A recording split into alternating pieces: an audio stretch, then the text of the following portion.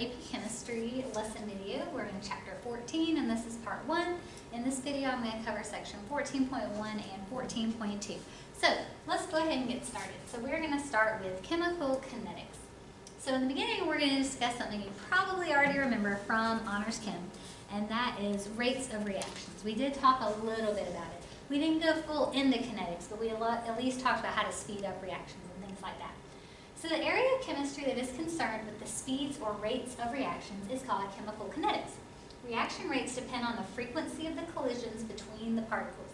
The 4 factors that affect the rate of reaction are the physical states of the reactants, the concentration of the reactants, temperature, and the presence of a catalyst.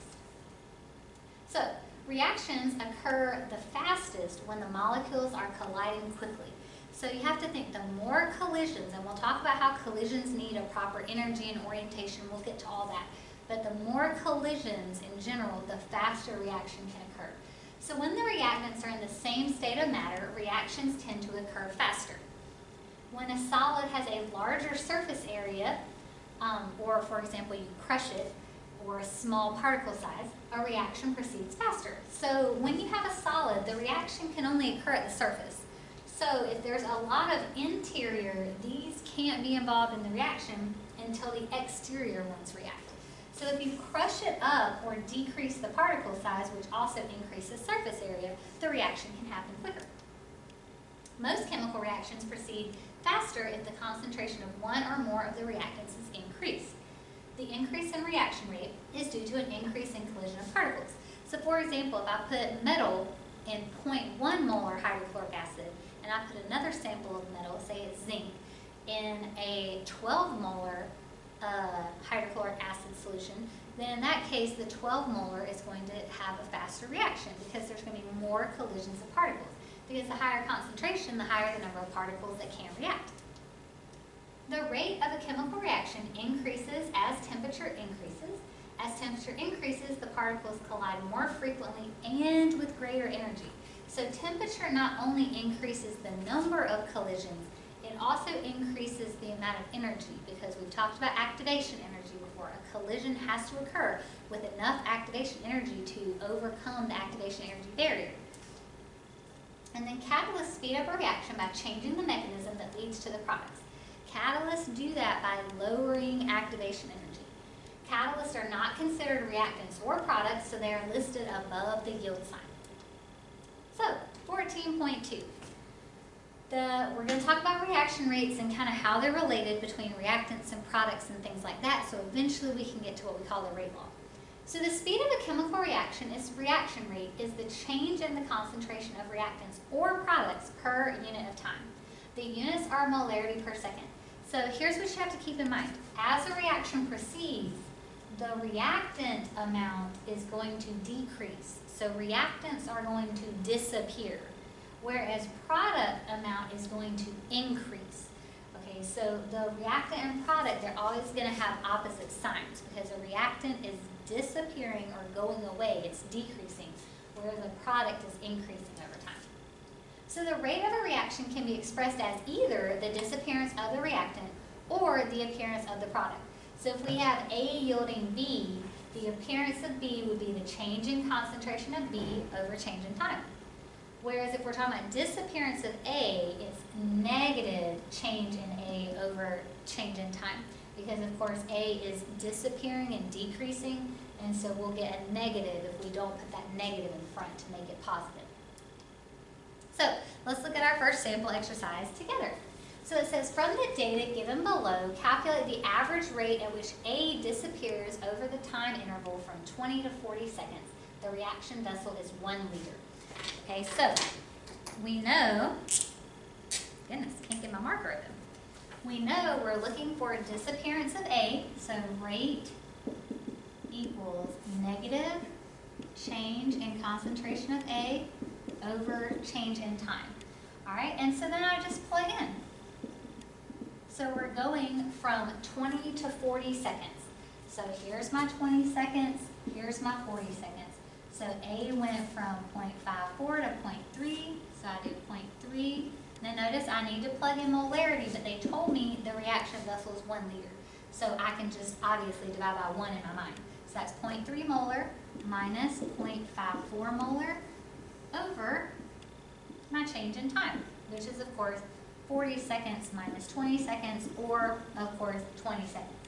So once I solve for that, I end up getting that my rate equals 0.012, and so then my unit is, of course, molarity per second, just like that. Okay, and so that's all you have to do for this. And so keep in mind, you want to plug in molarities into this concentration formula. You don't want to plug in moles.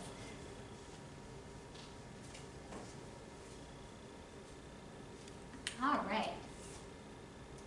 So, y'all tried this one. I'll assume you've done that, and we'll look at it together.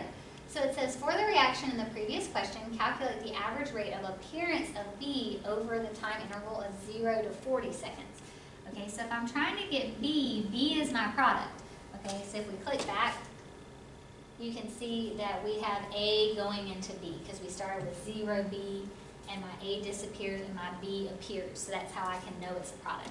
So it's just the change in concentration of B over change in time. So then I just plug in final minus initial. Oh, I don't have the numbers on this slide. Let me go back. So B ended up being 0.7 molar, and of course remember I can call it molarity because I know it's 1 liter, minus, it said from 0 to 40, so minus 0 molarity was what I started with. And then over my change in time. So it was 40 seconds minus 0 seconds, because it said it's over the whole 40-second interval, or 40 seconds on bottom. So my rate ends up being, once I solve, 0.0175, and then my unit, of course, is molarity per second. So hopefully you got that one right, because it was pretty easy. You might have had trouble if you had to rewind the video to go back to that previous slide. I didn't notice my numbers weren't down there until I decided to do it. Oh well, it happens. All right, so next, reaction rates with time. So sometimes they like to use graphs and things like that, as you know, on the AP exam, and so you got to be able to extrapolate that data you need. So it's typical for rates to decrease as the reaction proceeds, and that's because the concentration of the reactants decrease. Remember, less reactants, less collisions. Okay, so you can see that we started up here with 0.1 molar of my C4H9Cl, and over time, you can see that that's decreasing.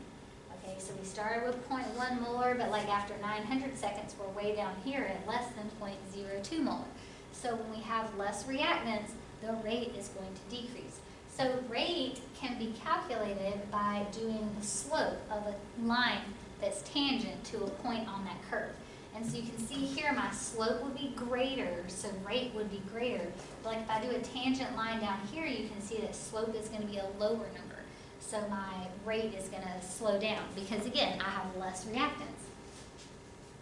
So graphs showing us the change in concentration with time allow us to calculate the instantaneous rate or the rate at a particular moment. The instantaneous rate is the slope of a line drawn at a point on the graph. And so like I said, that's called tangent. So again, we can see that my slope is much larger up here than it is for one down here, and so I can see my rate is decreasing. So the initial rate is the instantaneous rate at time 0. Okay, so if I wanted an initial rate, I would need my tangent all the way back here at time 0. So we can actually skip this because I haven't seen them ask where you need to draw a tangent line like that, mainly because there would be so much estimation in that I feel as though it would be really hard for the readers to grade that to the correct amount of significant figures. So we're going to skip this and skip the practice, and then we're going to keep going on to stoichiometry because I have seen them ask about that. So when determining the reaction rates for a chemical reaction, the coefficients must be used. So remember, we put a negative in front of the reactants because they're disappearing. The products always are positive, and then it's change in the substance over time, but you use 1 over the coefficient in front of it, if there is a Teachers and students, please pardon the interruption. Quentin Lundy, you're needed in the front office for checkout, please. Okay. Quentin So Lundy, anyway, you're needed let's in the keep front going. office for checkout. All right, so next one, it says, how is the rate at which ozone disappears related to the rate at which oxygen appears in the reaction 2O3 yields 3O2? So all we're doing is we're setting our rates equal to each other. Okay, so what we would say is 1/2 the change in O3 over delta T, and of course I'm going to put a negative because this is a reactant, equals 1/3 the change in O2 over delta T. Okay, so all we did was we put a negative in front of O3 because of course it's a reactant, so it's disappearing. I put 1/2 for my coefficient and 1/3 for my coefficient on this one. All right, so then it says if the rate at which O2 appears is 6.0 times 10 to the negative 5 molarity per second at a particular instant, what is the rate of O3 disappearing at this time? Okay, so since I can put them equal to each other, I can figure that out using my equation right here.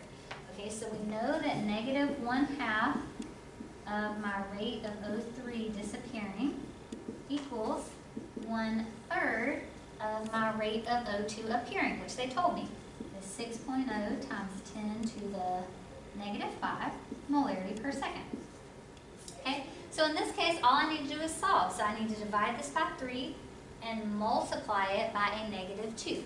And so once I solve for that, I end up getting that my rate is 4 times 10 to the negative 5 molarity per second.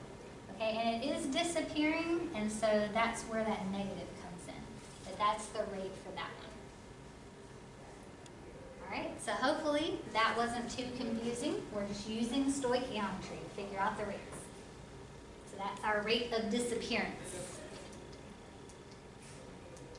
Alright, so y'all pause it, try this one. I'll assume you've done that, and now let's look at it together. So it says decomposition of N2O5 proceeds according to the following reaction. If the rate of decomposition of N2O5 at a particular instant in the reaction vessel is this, what is the rate of appearance of both of my products? Okay, so we know our rate of disappearance of my N2O5, and so I'm trying to figure out the rate of appearance of my other ones. So all I need to do is set up my formula. Okay, so I can see that negative 1/2 of my change in N2O5 over change in time, or rate. You could just call this, like instead of writing all this if you wanted to, you can just call this rate of N2O5 if you want to. It doesn't matter. I'm just using this because that's what they have shown us at this point. Alright, and that equals 1/4 the change in NO2 over change in time. Okay, and so since I know my rate of, let's see, N2O5 is this right here, then I can plug in and solve.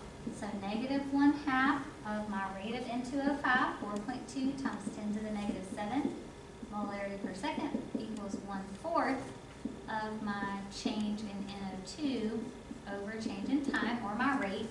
And so all I did was just solve here for my rate.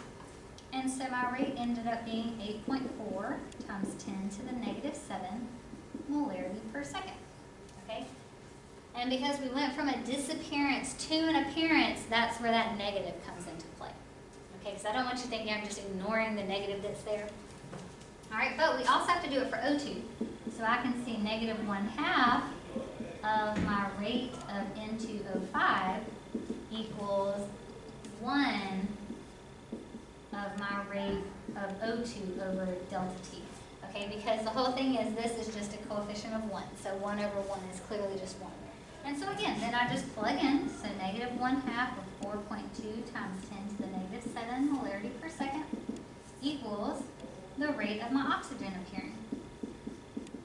And so once I solve, I ended up getting 2.1 times 10 to the negative 7 molarity per second. Just like that. Okay, so you just got to make sure to take into account those coefficients when you're doing comparing rates of like reactants or products and things like that.